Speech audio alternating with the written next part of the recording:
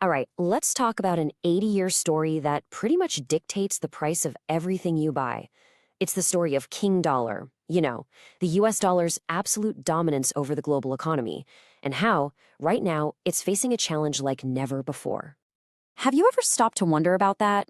I mean, why is a barrel of oil from Saudi Arabia that's being sold to Japan priced in US dollars?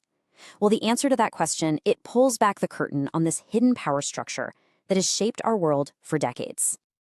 You see, for most of our lives, the dollar has been like the world's financial operating system. It's just what everything runs on. But now, it seems like a global reboot is happening, what our source material calls the Great Exit. To really get why this is happening, we've got to go back to the beginning.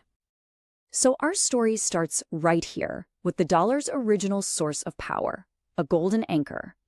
Picture this, it's 1944. World War II has left most of the world in ruins, but the US, it emerged as this absolute economic titan, holding almost 80% of all the world's gold.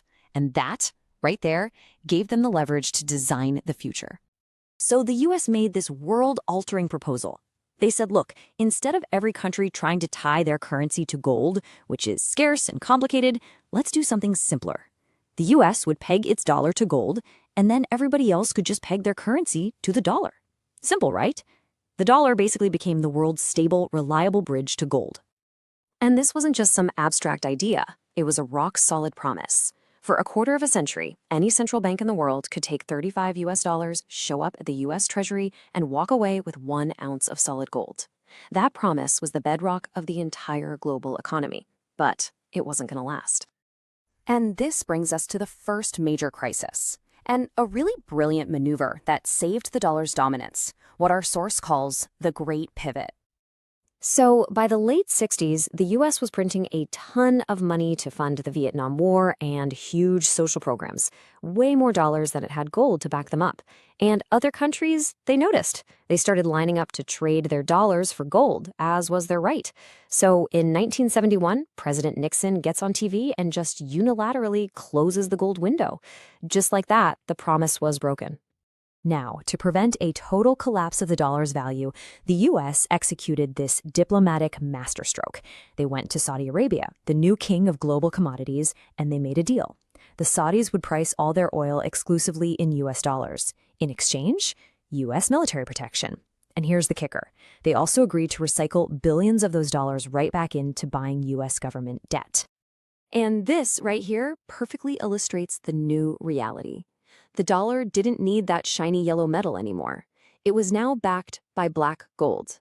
If any country on Earth wanted to power its cities or run its factories, it now had to have a massive stockpile of US dollars just to buy oil.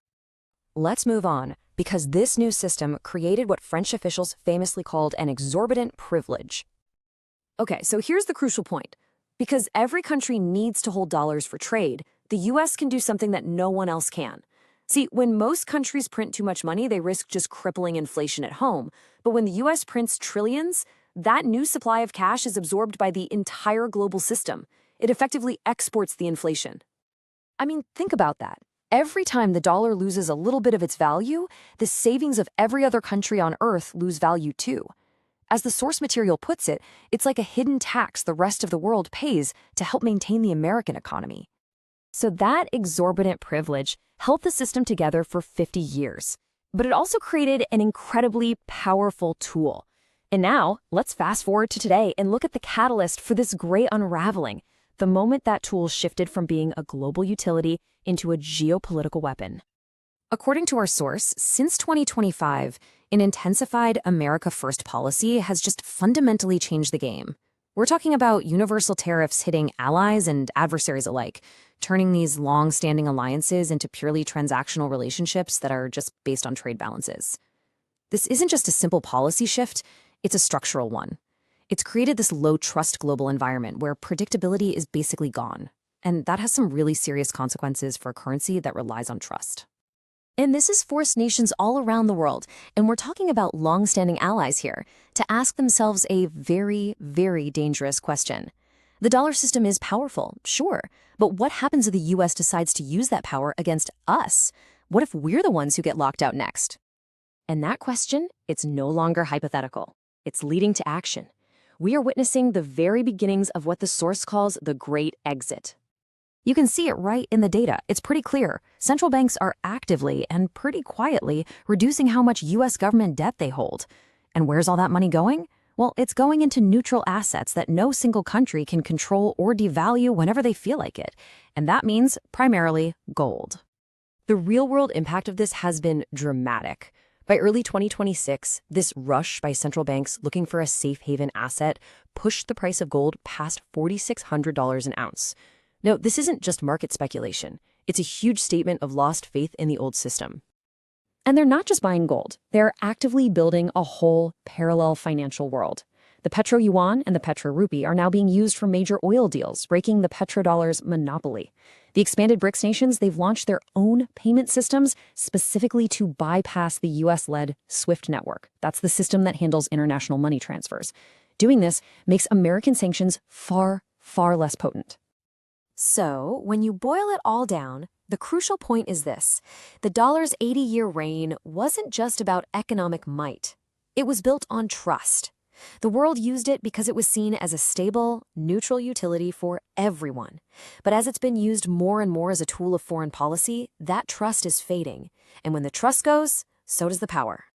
What we're really watching here is the end of a financial era.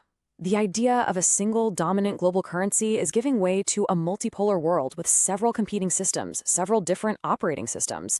So the big question we're all left with is, what does that more fragmented, more complex world actually look like for you and me?